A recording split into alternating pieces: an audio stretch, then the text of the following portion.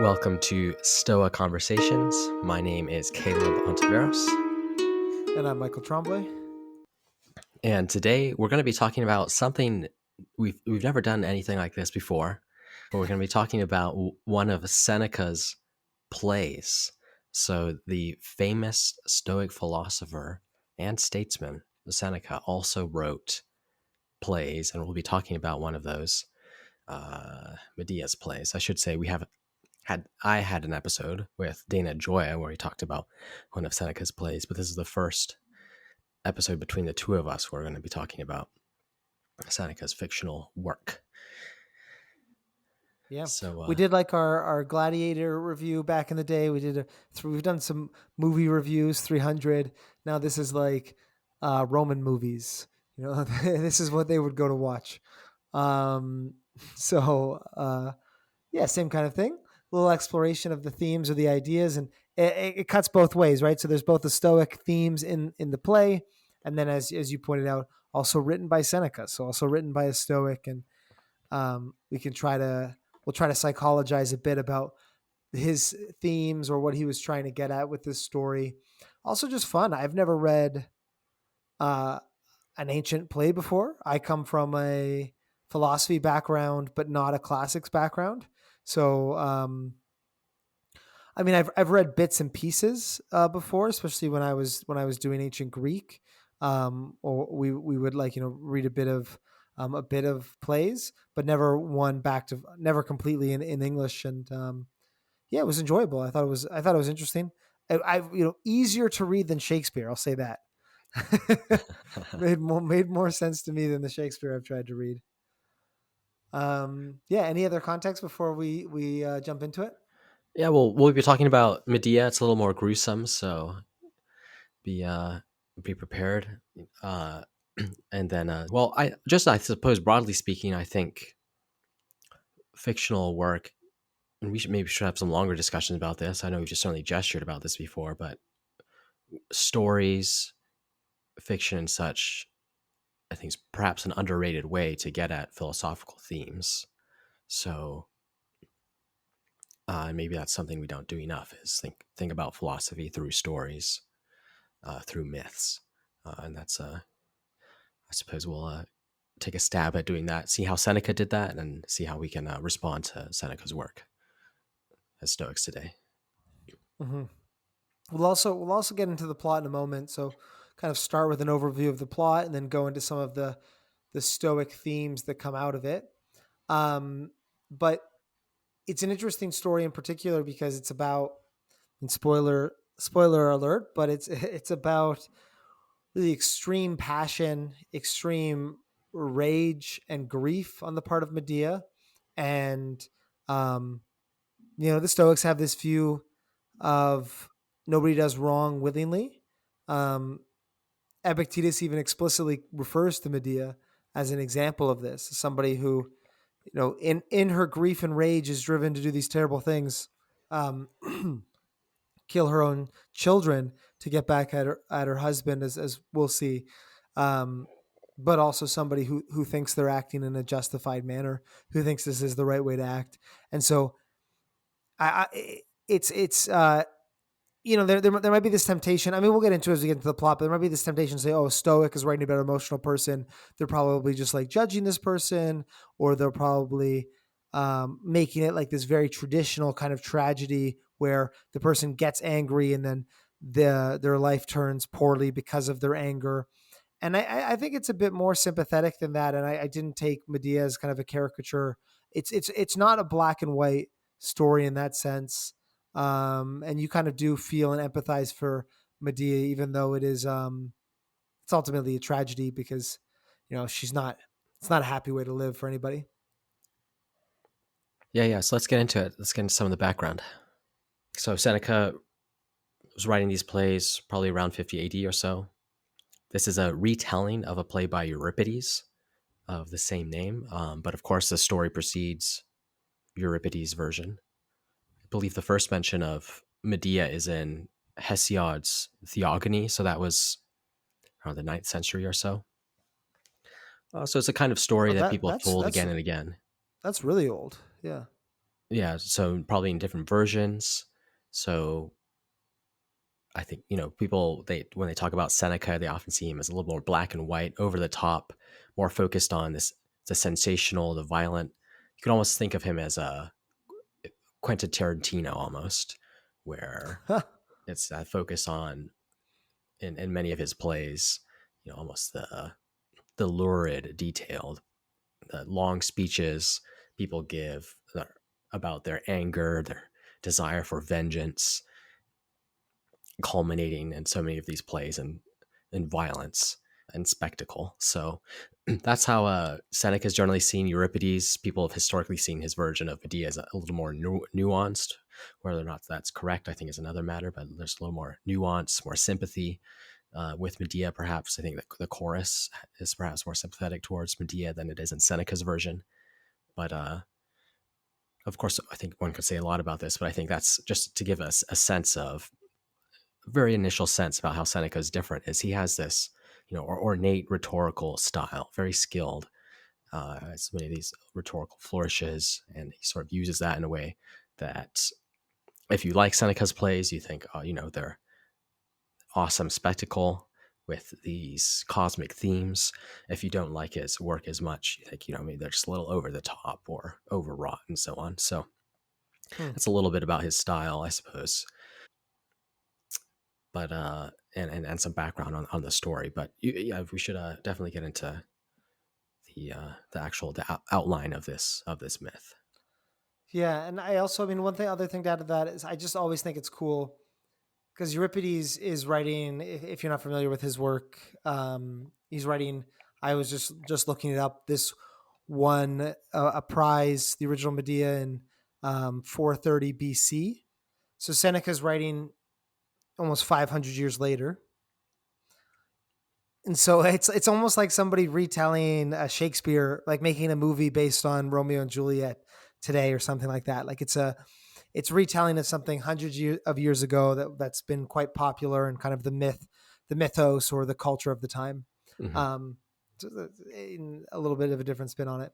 So plot overview and Caleb jump in to um, direct or add perspective as we go here. So the real setup is you've got Jason. Jason, just just a normal guy. He abandons his wife Medea, marrying the daughter of the king of Corinth. So it begins. The play kind of begins with this betrayal. So Medea married to Jason. Um, they have children together, and then Jason basically splits up with her, breaks her heart. It's a bit more complicated though. So Jason, he claims, hey, he's been picked for this marriage and that he'd be killed if he refuses. So Medea comes and talks to Jason, is like, how could you do this? You've kind of betrayed me. And he's like, he kind of tries to sell himself as a sympathetic person. He's like, look, the king of Corinth asked me to marry his daughter, and if I said no, I'd be killed. So I'm really trying to like do what's best here. I'm trying to find a compromise. And I've also gone and negotiated Medea for your survival. So like so that you wouldn't be executed and that you'll be exiled instead of killed. So Jason views himself not as a bad guy. He views himself really as a victim of circumstance, but Medea's not super happy about it. And then fearing revenge, so fearing the kind of anger or bitterness of Medea, the king exiles Medea. So that's why he would have killed her. Jason negotiates just for the exile. And when she's leaving, she has this really emotional conversation with Jason. Is basically like, I still love you. Will you come with me? Will you leave? And Jason refuses. And so Medea is exiled and leaves Jason and her two children in Corinth. So that's kind of the start of the play. So just a really sad situation, I would say. And then when Medea leaves, she plots for revenge. So she plots for revenge. She's angry. She's not happy about this. And then her style of revenge, she does some magic. She curses a robe, and she sends that robe to Jason's new wife to be, so Jason's new partner, the the princess of Corinth. And when Jason's wife receives the robe, it bursts into flames when she puts it on. Her dad, the king, he runs in to save her, and he dies as well. So Medea's acted out her plan for revenge. And after this magic robe bursts into flames, this fire spreads through the palace. The city is on fire. She's really achieved her revenge. But that's not sufficient. It doesn't just end there. Medea's also snuck back into the city, and then in this really dramatic scene on top of a building, Medea's snuck back into the city. She's kidnapped her two children, and she's decided to kill her children to get back at Jason. I really want to make Jason suffer. It's not sufficient just for his new fiance to be killed. I've got to do something that's really going to hurt him. The thing that is really going to hurt him is the death of his children, even though they're her own children. Um, and so her first child. It's very sad. She's sad about it, but is like, well, I just have to do this. And then Jason kind of sees her and is like, whoa, what's going on? Please don't do this. This is terrible. Kill me instead. And Medea's like, no, I'm not going to kill you instead because my goal is to make you suffer. So then she kills her second child in front of him, which is really sad. Um, and then Jason's like, well, at least kill me so that I don't have to like live with this grief. Just like end it then. Get your revenge by murdering me.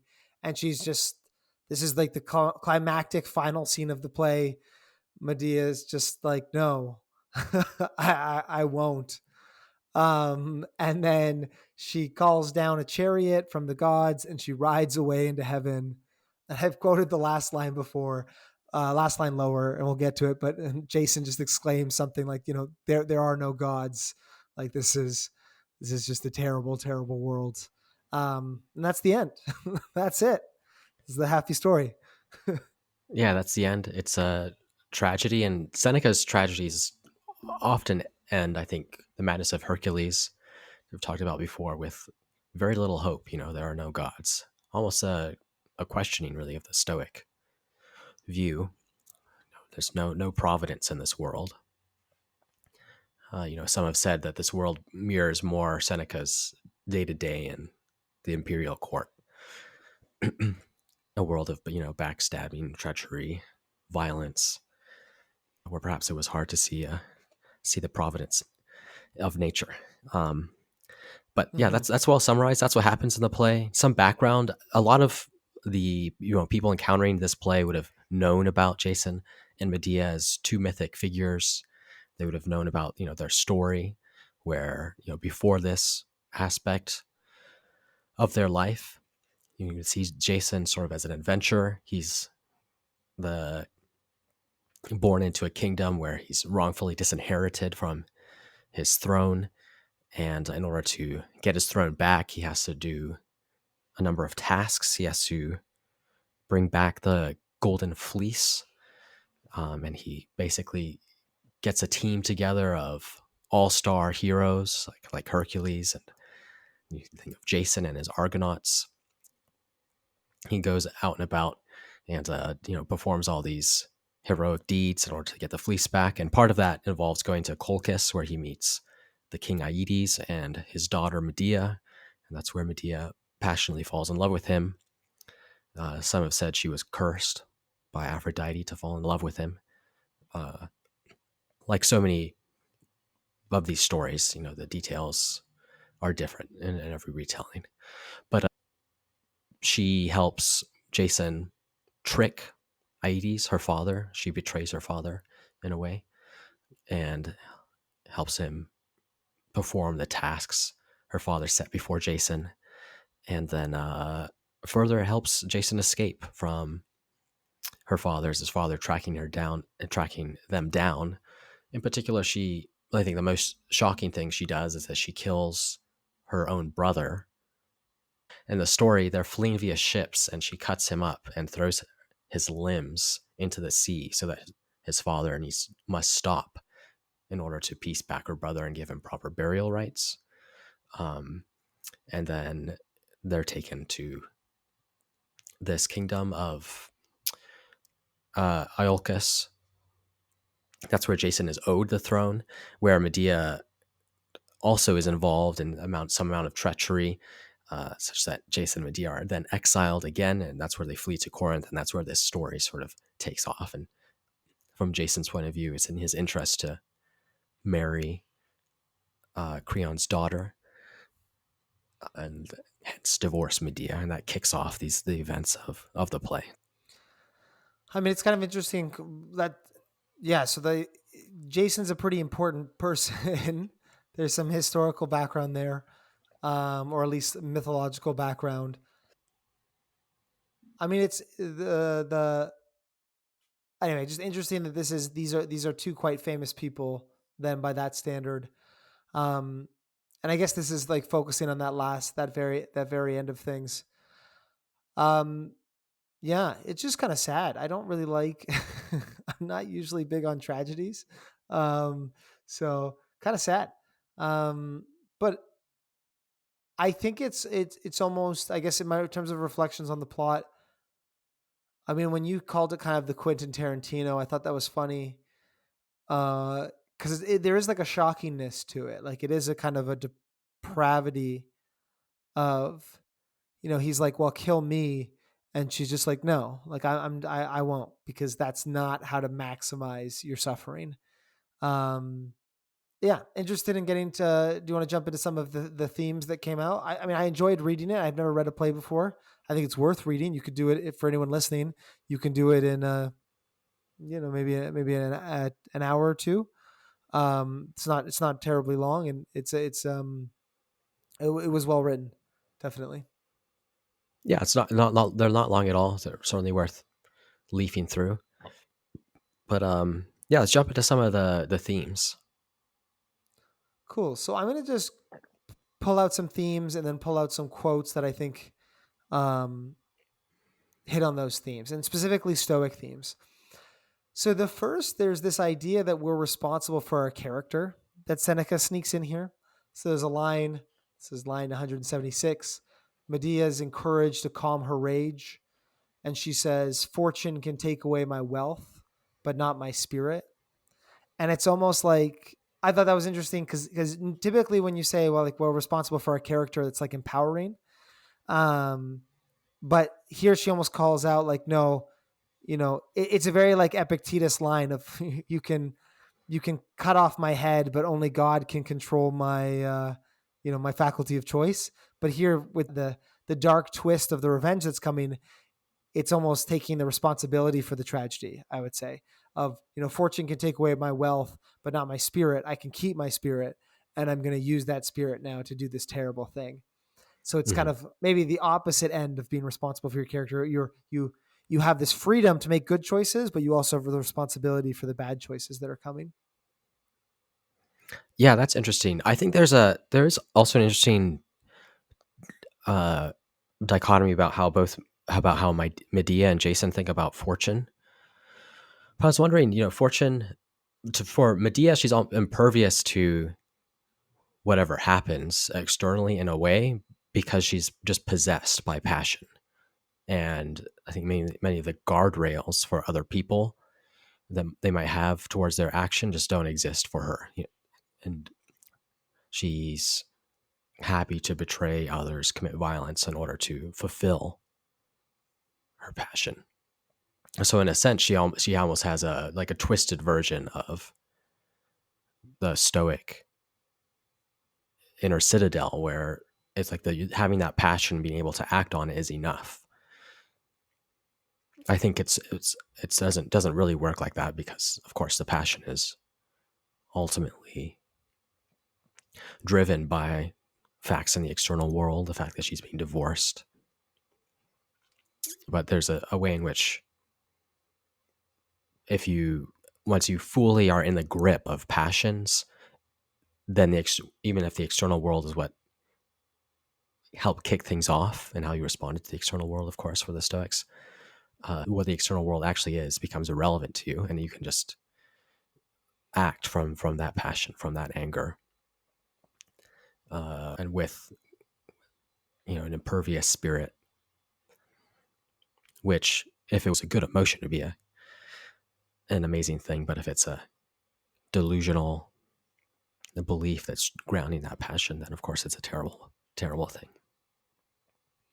Yeah. So the idea is something like,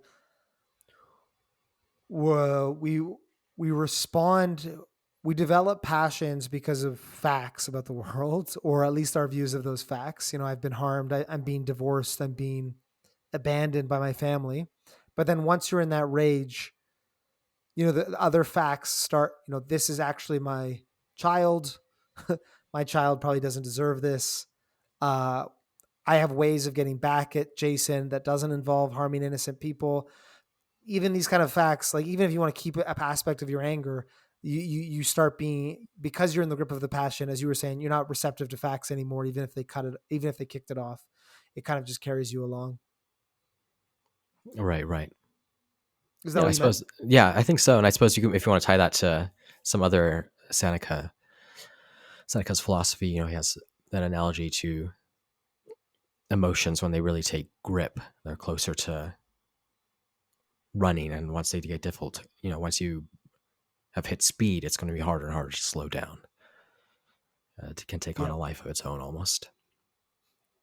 Yeah. Well, that's something that I wanted to call out. Another one too is that I see rage in this play represented in a way that's also kind of long term. Like one way to do a play about rage, Medea walks in and Jason's in bed with another woman, and there's this crime of passion, and that's one way to do it, is like you're blinded, you're not thinking, you're acting. But this is, she leaves, she concocts the plan, she executes the plan, she doesn't really feel anything, like she doesn't feel doubt. Maybe I've only read it once. Maybe there is some doubt when killing her children. I seem to remember it more as just like, this is unfortunate that this is what has to be done, but it is what has to be done. Um, and so there, I don't know if cold is the right term for it. I don't know if you describe Medea as cold, but it's definitely like long term. It's definitely calculating. Um, I have this quote here. This is line 382. This is a nurse who had a conversation with Medea. And the nurse says, where the weight of her wrath inclines, where it aims its threats, hangs still in doubt.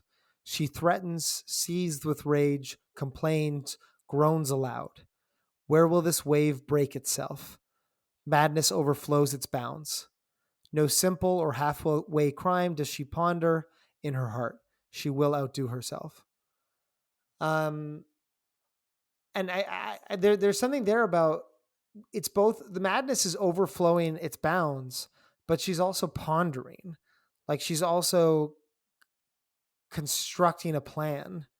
And that's, we don't normally think of angry people as constructing. Maybe we do, but like rage and plans. I don't know. I thought there was something interesting there. Do you get what I'm getting at? It's like it's very hot, but also over a long term period. Yeah, I think so. I think so. Mm-hmm. She, yeah, as you say, it's not a crime of a single moment, and I think this gets to the Yes. fact that Seneca. You might think about why are the Stoics focusing on, or why would a Stoic ever write a play like this? There's many reasons, but one might be just to explore and get a better sense, or to better portray vices like anger, and do perhaps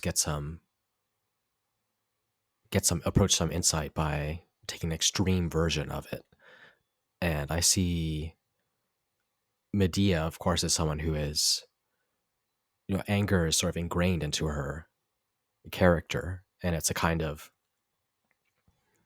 desire to see others suffer. Obviously, Jason here, but you have the sense from her interactions with the nurse that this is not something people were surprised by. It wasn't like, oh my goodness, how is this? How could this? Some characters might break in terms of anger, but for Medea, this is not out of the script, as it were. That she would be Mm-hmm. furious. and then dangerous, feeling wronged. So I think that gets to that point about seeing anger not as a momentary flash, but as something that at its worst, wrath, it can become a part of one's character and live with you through time, shaping your life, not just for day to day, but, through years at its worst. I suppose, we read different, in other fictional accounts, you can, read about angry characters. And it's just like, that's just an angry, at a certain point, someone just becomes an angry person, or perhaps you've met someone like that in your life where you just have a sense of it's not a moment of frustration they're expressing, but something deep, a deep kind of anger within them. That Seneca's perhaps capturing here with Medea as well. Yeah, that's a good point. Maybe something that I don't think I'm a very angry person. I'm like, and I say that with all, I think I have issues like anybody else and, vices, but anger is not, doesn't strike me as one of them. And but I do get frustrated, or you do, as you said, get kind of angry in the moment. And this is maybe pointing to that viciousness where that anger, um, really solidifies or calluses, as Epictetus might put it as a metaphor. I also thought, I mean, we're going to just talk a lot about Medea's anger, or the nature of her anger, and what Seneca's trying to say about it as a Stoic who writes on anger. Um, I thought this interesting point. There was this interesting passage, or this idea that, when we are enraged or when we become angry people, we take on this distorted view of the world. This kind of connects with what we're saying. It's not just again, because it's connected to how we think about the world. It's not just, oh, you're an angry person. It's like, well, you think about the world in a distorted way. And um, when Medea's talking to the nurse, she's describing the injustices she's experienced by her husband marrying another woman. And she says, quote, "Can it be that unavenged I should endure this royal wedding? Shall this day go idly by, so anxiously besought, so anxiously bestowed?" And these are rhetorical questions. She's basically being like, could I go through this wedding without getting revenge? Can I like go through this day and not do anything? And these are rhetorical questions that her answer is like, obviously not. Obviously, I have to do something. But I just thought there was kind of an irony there, because the Stoic would say, obviously, yes. Obviously you can go through the wedding and do nothing. Yes, you can endure this day. Um, they may even say, because the Stoic will go so far as to say, because you haven't been harmed. But it's just like, even the person with the enraged character is still developed. Even Medea has this way of thinking about the world. It's just what the answers to these questions seem obvious to her. They're just wrong. It's like, no, I can't. I think about this, you think about this with somebody, I don't know, sometimes you see this in kind of like, with guys, it's like, I've been insulted. Can I just like put up with that without fighting that person, or without, uh, yeah, like going to blows with them? Um, and the answer is like, yes, you can. That's always an option. It's always the second handle you can pick things up by. Um, and so I thought that was like, she obviously doesn't see it that way, but reading it as a Stoic, there's just a different way to answer those questions.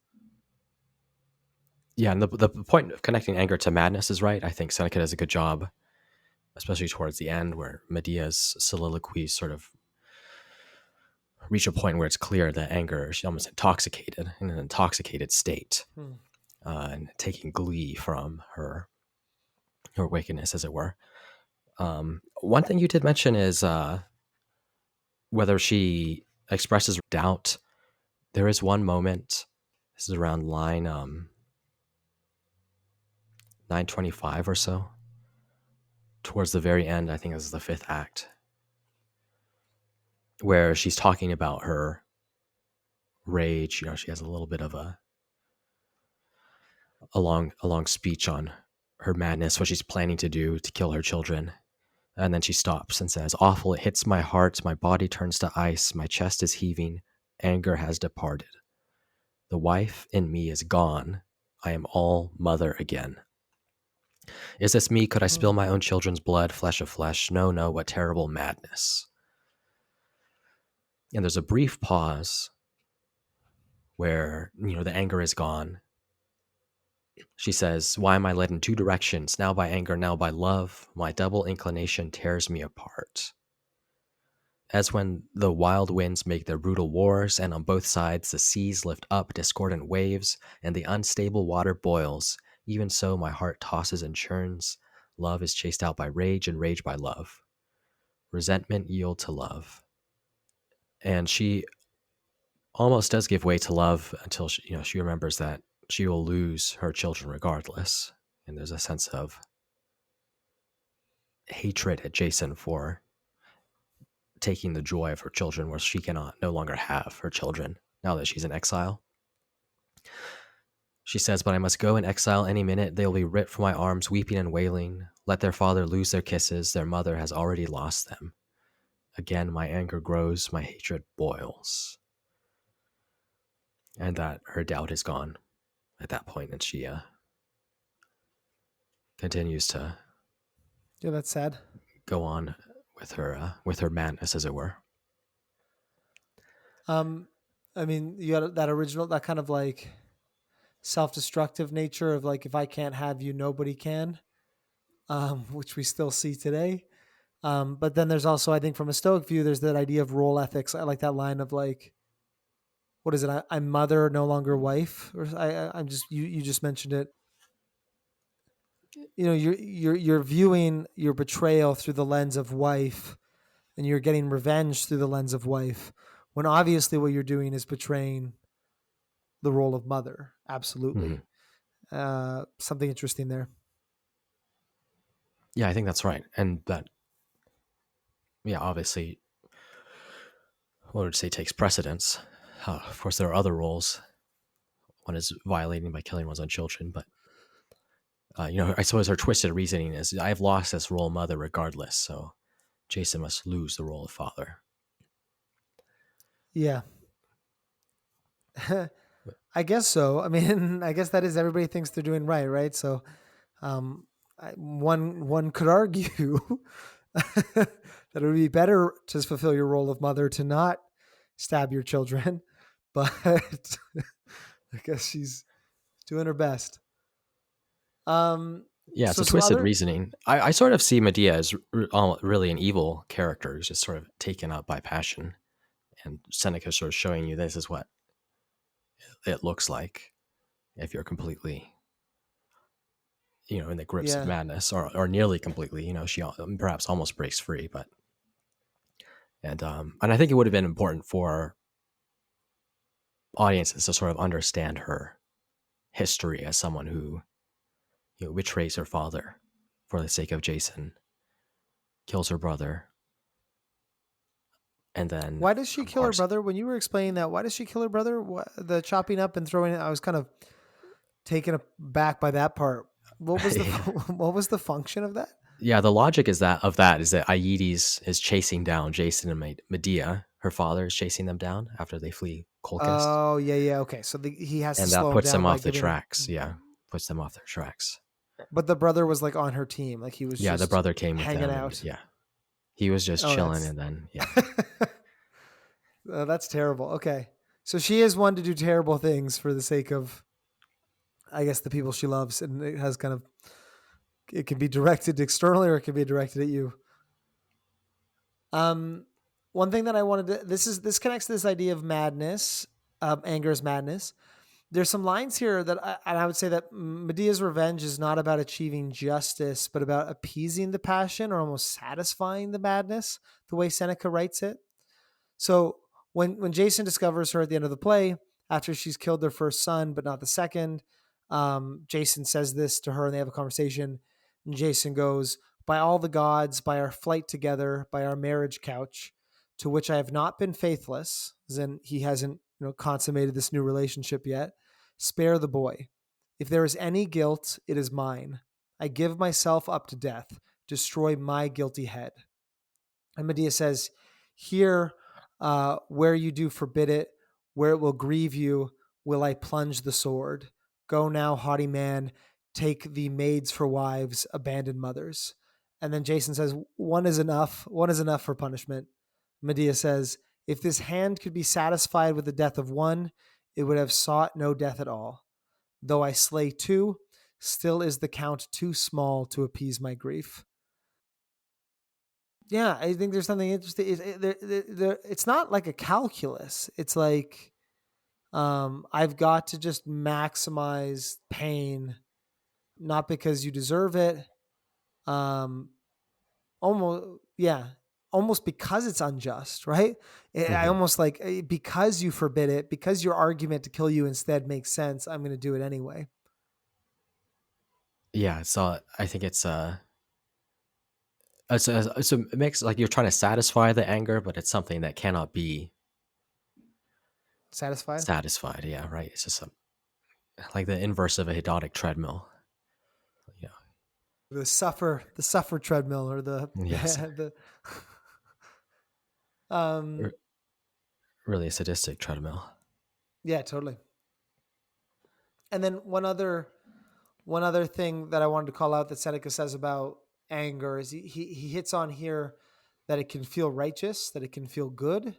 Yeah, righteous brings in those ideas of justice, but at least that it can feel good, it can feel pleasurable when you're in the to do bad things, when you're in the grips of this madness or this passion. So the nurse warns Medea. She says to Medea around line 425, win back thy woe troubled heart, my mistress, calm thy soul. Medea says, the only calm for me, if with me I see the universe overwhelmed in ruins. With me, let all things pass away. 'Tis sweet to drag others down when thou art perishing.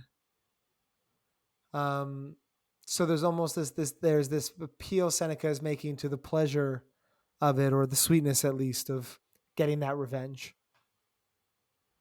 Yeah, absolutely. I think it's the intoxicating effect of Yeah. anger. Seneca's pointing at, and the spectacle of this play. You know, Medea is scary. She's a horrifying figure, and perhaps Seneca is gesturing at the scary element in anger itself, right? Even a little bit of anger is the same kind of thing that drives Medea mad. And obviously, this is an extreme example, but I think all of us have cases where we've been angry and later shamed at what we've done, and sort of the grips of anger, as it were. Because in the moment, it feels just, it feels right, and this those feelings, Seneca might be pointing us towards resisting righteous anger, seeing it instead as the scary force, one of the worst of the passions. Do you think that's what's going on here? Like, do you think this is a simple case study? Like, is that what you think Seneca's doing here? This is a case study of just a mad person, and that is just like instructive as a Stoic tool of like, hey, don't be like this. Or are there any other kind of I think themes that's you pick up? well. I think that's one way to read it, and certainly the most obvious way to read it. Oh, another thing we touched on is Epictetus thinking about mentioning Medea and how she's doing the best by her lights. We can get perhaps a little bit deeper into some of those Stoic ideas of emotion. I think there are also questions around Jason. So, like, Jason is, in a sense, a more complicated character than Medea, where I see Medea almost, purely possessed by passion. There's the question, like, what's up with Jason? Why is he divorcing her? Why did he choose to exile her? I don't know. What do you what are your impressions about him as a character? Hmm. I mean, maybe that's the tragedy. Like one thing to do is like maybe if you view it through like a male centric lens. I don't know. Like it's interesting, basically, because it's interesting to have this complex female character as a lead. But then you're like, I think well, is this is this an attempt to be not progressive because they wouldn't have thought of things that way, but were they focusing on this, or is Medea maybe like this force of nature that then the male character is dealing with, which is Jason? And so, is there a lesson about Jason's behavior? I guess is what is maybe what you're asking, which might be well, he's kind of a bad person, and he kind of gets what's coming to him when he's a bad person, and he's not um like Epictetus gives that example of like the tyrant comes asking for your head, and you say, "Well, take my head," right? And Hmm. instead, Jason's like, "Well, don't take my head. Yeah, I'll marry your daughter. It's all good, and I'll negotiate a good position for my wife because I feel guilty about things." And it's like, is this kind of a warning around playing the, I don't know, the guy who justifies himself as being who doesn't make the hard choices, but then yeah, isn't able to look that in the face and just kind of it doesn't. Yeah, Jason just it doesn't live up to the Stoic goal of virtue. Even though he's a more sympathetic character than Medea, he's not killing his children, and then maybe this is the punishment that comes with that. I don't know. That might be a bit harsh. Yeah, I think. Well, I don't think. I don't. It is in a sense a tragedy. So I don't know if you have the idea that Jason deserves what's coming to him. Hmm. But at the same time, he's not completely innocent, right? He has. And I think what you said about his almost refusal to make hard choices points at perhaps his flaw. There's this dialogue between Medea and Jason, which is instructive, where Jason asks, "What crime in the end can you charge me with?" Medea said, "All I have done." Jason said, "Ah, that was all I needed, that your crimes would be treated as my fault." Medea Hmm. responds, "They are yours, yours. If I gain from a crime, you did it." Jason says, "A life of which one feels ashamed is an unwelcome gift." Skipping a few lines, of course, but essentially saying, look, sort of really changing the subject. He says, "The things you did for me are things I feel ashamed of now." Medea responds, "One who feels ashamed of life need not cling to it." And then Jason says, "I disagree. You need to tame your heart. Too quick to anger, make peace with our sons."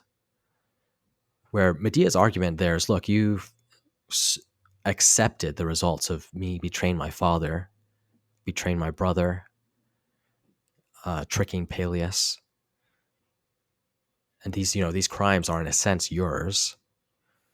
And then Jason says, "Well, I'm ashamed of those crimes." And Medea makes the Stoic point, really, which is like, if you're ashamed of your life so deeply, you need not cling to it. Right? You see Jason almost as he hasn't decided whether he's going to hold the chamber pot or not. Right?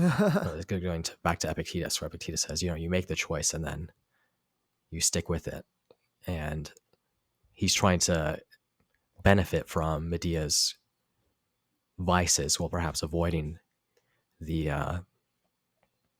all the costs that come with what she's done, and also in the fact that he negotiated in exile, right? Why perhaps he should have not divorced her at all, but he knows Medea. Why did he let her live if that if he was truly ashamed by her crimes and such? Yeah, Why not just it's have her like killed? So go full virtuous or full vicious. right. Like the fully vicious guy is just, oh great, here's my chance out. Let's have Medea executed.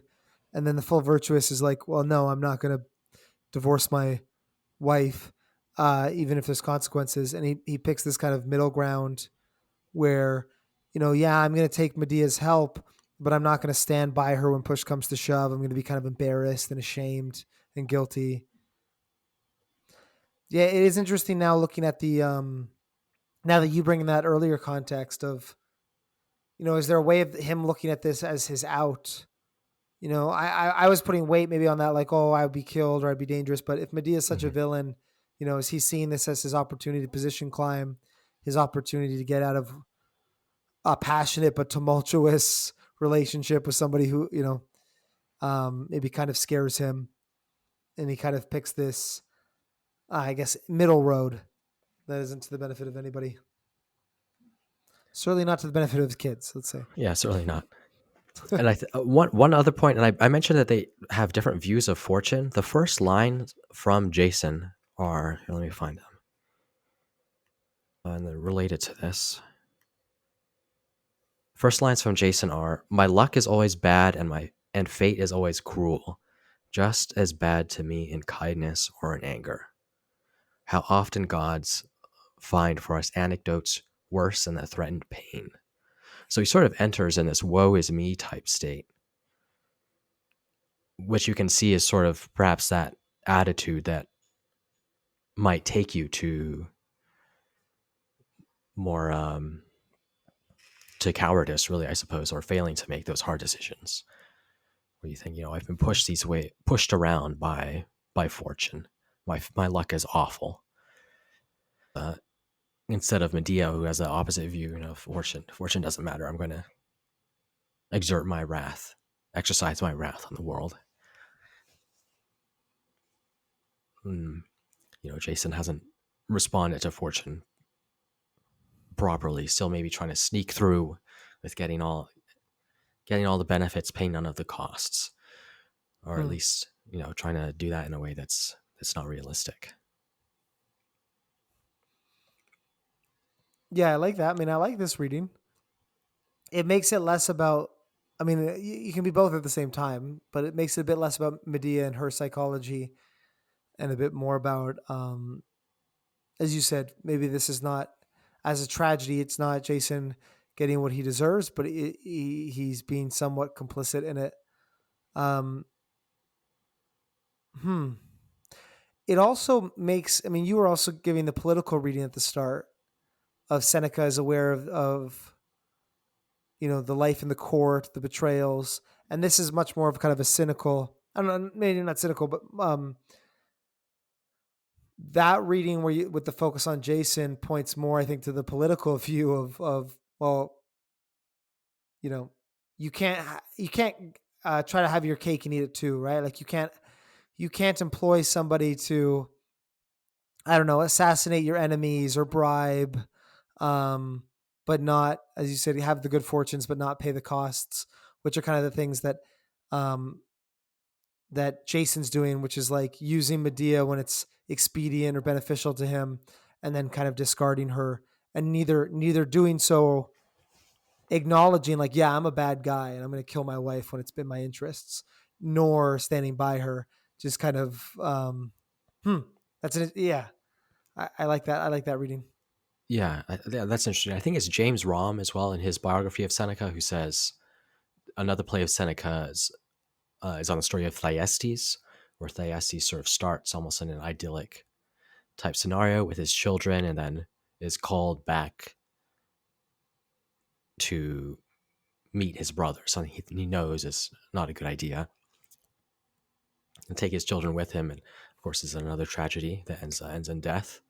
But he's called back perhaps by political ambition and of such. And I think it's Rom who asks, does these sorts of notes, do they echo in Seneca's life? It's something he's wrestling with, this desire to be, an ambitious, successful Roman statesman, with the desire to almost accept, his exile in early life, and be the philosopher instead of trying to climb back into Roman power, which he eventually does, and then uh, gets the benefits for doing so, and then pays the price for doing so as well. So that's, I think, another sort of political angle on this, angle that relates to Seneca's own life.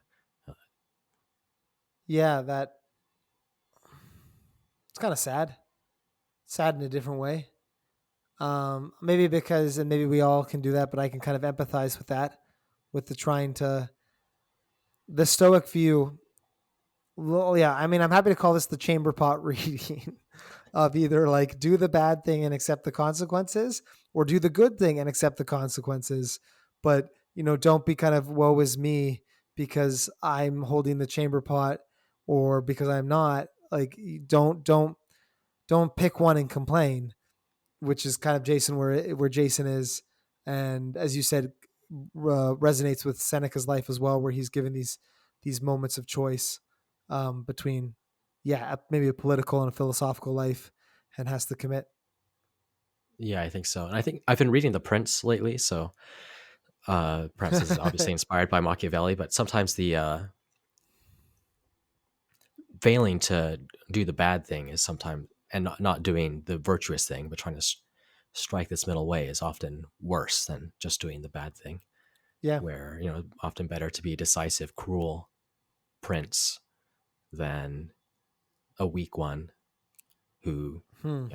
slowly destroys their city or lets the elements he should have crushed uh, grow and foster until worse things happen. In this story, Medea ends up setting fire to the city, killing people. People end up dead who would have been alive if Jason had just taken the harsher step. So that's it's not endorsing that step, but perhaps it is at least saying relative to what Jason tried to do. It does seem like it would have been a better choice. Yeah. One thing I wanted to hit on as we wrap up, I think that distinction is a really good one. I just want to, for those that haven't read it yet, read out the ending, because for me it is like the most hardcore ending of maybe anything ever that I've engaged with. It's just brutal. Um, so yeah, I'll read the passage and then maybe get your reaction, Caleb. Um, so these are the very last lines of the play. This is when Medea's about to kill the second child, and Jason's begging her to kill him instead. And Jason says, "Oh, heartless one, slay me." And Medea says, "Thou bidst me pity." And then she kills her second child in front of him. "'Tis well, 'tis done. I had no more atonement to offer thee, O grief. Lift thy tear-swollen eyes hither, ungrateful Jason. Dost recognize thy wife? 'Tis thus I am want to flee." This is an old translation, but now I want to flee. "A way through the air has opened for me. Two serpents offer thy scaly necks, bending to the yoke. Now, Father, take back thy sons." She throws the bodies down to him. "I through the air on my winged chair shall ride." She mounts the car and is borne away. So she gets carried away in a chariot of the gods. Jason calling after her, "Go on through the lofty spaces of heaven and bear witness where thou rides that there are no gods." Um, just brutal. That's the end of the play. And she's like literally getting carried away in a chariot to heaven by literal gods. And Jason's like, "Yeah, go tell the gods that there are no gods," which I think is just such a banger of a line. Maybe I should check if Euripides says the same thing. But I love that idea of like, you're literally looking at a god and you're like, no, gods don't exist, because that's how messed up this world is. This world, whatever you are, I guess, you're not what we call gods. Whoever's carrying Medea away. Um, yeah, just Yeah, absolutely. It's roof. Yeah, yeah, it's a rough. crushing play, really.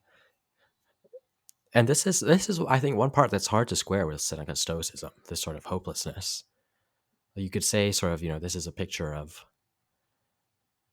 a positive moral tale about, then showing, maybe not positive, not the right word Instructive. here, but it's an instructive moral tale about, the damage of wrath, wages of cowardice, perhaps. But the ending is empty in a way that must be doesn't I think doesn't obviously sit well with traditional Stoicism, certainly. Or maybe it's not Stoic, right? Maybe Seneca's flexing his artist.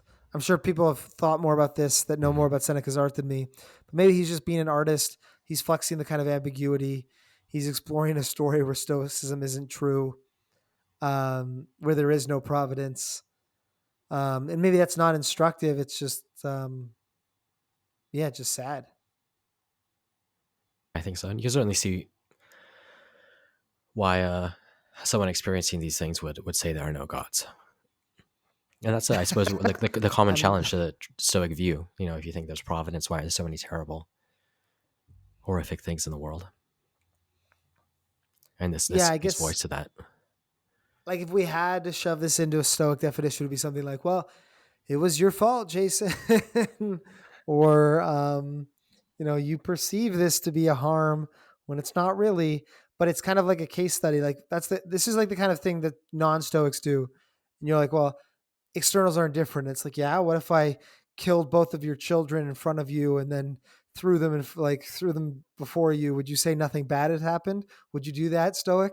It's kind of like one of those like uh, thought experiment counterexamples. Um, and yeah, um,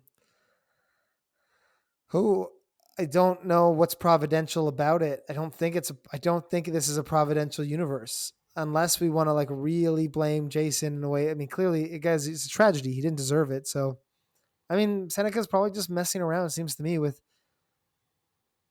testing the limits. He's always been like the most eclectic of the famous Stoics, the one most, Hmm. I mean, kind of testing the limits of the thinking here. It is also just a fictional example, right? Like he could use factual examples if he wanted of terrible situations where people's kids die. It is a fictional example that he's playing around with. Yeah, and he does mention historical examples of there's a letter of Stilpo, who Demetrius, sacks his city and kills his children and wife. And Seneca praises Stilpo's sort of stoic resolve. I think Stilpo says, "You took nothing of mine. You took nothing from me," in some translations, Hmm. which is sort of the stoic view of the inner citadel. Yeah, Yeah, come but on, that's not Jason. what you get here, and that's I think it's a challenge of the stoic view, really. Perhaps what's really possible if you're not at this stage, or if you're not someone like Stilpo yet. Yeah. And anything else you wanted to add on the play? Yeah, let me see. Yeah, I don't think so. I think it's of course worth reading Seneca's play. Perhaps we should do another one. They are different. I think they are different from his philosophy, and perhaps that's or a promising uh, way to start thinking about them. So they're Mm-hmm. not standard Stoicism. You can get Stoic themes from them, but that's only one way to interact with the plays themselves, which of course are retellings of these stories for which there are hundreds of different versions, variations upon variations. So perhaps as a note to end on is that something I love about these Greek Roman myths and such is that you can always take a slightly different path, tweak a detail here or there, and get something new from the story. Yeah, I'm surprised they don't teach us about Medea when we're younger. It's all this Disney's Hercules, but where is Disney's Medea? That's what we really like. I can see why now. This is like it gets a lot sadder. Although I'm sure Hercules is probably pretty sad too in the original version. Yeah, no, I think you hit the nail on the head, which is like there's going to be Stoic themes in any drama or any sort of story because Stoicism is about living. So any example of life, what we can talk about through a Stoic lens, but these are not this is not to me a simple Stoic parable, or it is not to me just a method of teaching lessons about Stoicism. Seneca does seem to be offering something artistic here, in that it's like it's not just the well, if you get really angry, bad things are going to happen. Even though we can read it that way, it is a um, yeah, maybe a retelling of this Greek myth in a way that we can pull, as you said, the Stoic lessons from, but not the only thing you can do with it. And an interesting play. Yeah, absolutely. It stands alone. I think Yeah, that's that's a way to right. put it. Awesome. Cool. Thanks, Gil. Thanks, Michael. Thanks for listening to Stoic Conversations. Please give us a rating on Apple Podcasts or Spotify and share it with a friend. If you want to dive deeper still, search Stoa in the App Store or Play Store for a complete app with routines, meditations, and lessons designed to help people become more stoic. And I'd also like to thank Michael Levy for graciously letting us use his music. You can find more of his work at ancientlyre.com. And finally, please get in touch with us. Send a message to stoa@stoameditation.com if you ever have any feedback, questions, or recommendations. Until next time.